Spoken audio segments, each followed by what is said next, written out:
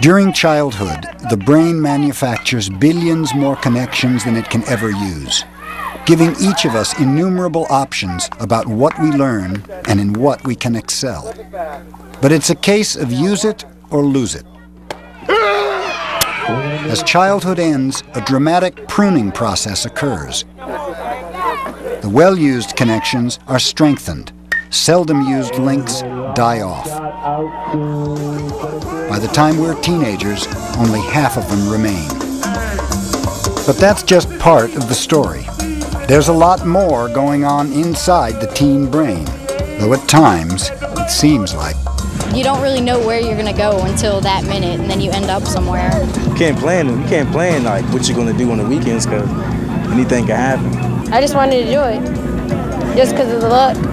It's probably like, it's like... One day I just said, let's do it, so I just did it. Randomness is sometimes it's exciting. Recently, science has confirmed what parents have suspected for eons. The teen brain really is different. Dr. Jürgen Todd has observed some profound differences in how teens and adults process emotional information. Essentially, when we compared adult brains to teenage brains, what we found was that adults use their frontal cortex to process information, whereas teenagers use an older part of the brain, the amygdala, to process information. The amygdala was one of the early structures to develop as our brains evolved. It's where instinctive reactions, such as anger and fear, reside. It may not be surprising that the teen brain uses it much more than the adult brain does.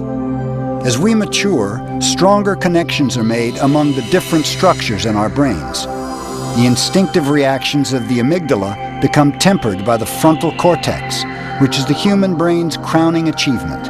It's where planning, reason, and moral judgment reside. An active frontal cortex is a sign of both emotional maturity and intelligence. So, what would the brain of a genius look like? And what if he was a teenager? We brought child prodigy Michael Carney to Boston, along with his father, for a unique test. No one had looked inside the working brain of a genius before. Would Jürgen Todd see more connections or cortical area? And would his brain function more like an adult or a teenager? He's been called one in a billion. In 1994, Michael was the youngest person ever to graduate from college, at the tender age of 10. It was his third of 4 Guinness World Records. Michael Kevin Kearney, cum laude. I was the youngest person to graduate from high school at 6. Also at 6, I was the youngest person to enter college. At 10, the youngest person to graduate from college, and at 14, I was the youngest person with a master's degree. It's I'm a 32-bit kid in an 8-bit world.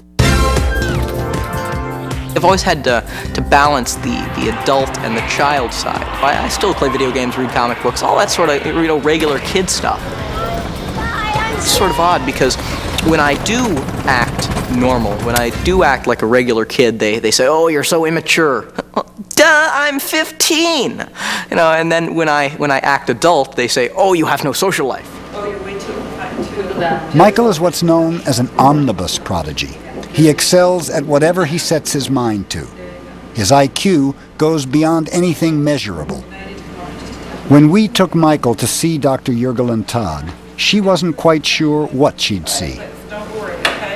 One question we'd like to be able to answer is, how is a genius different than a normal in terms of brain processing?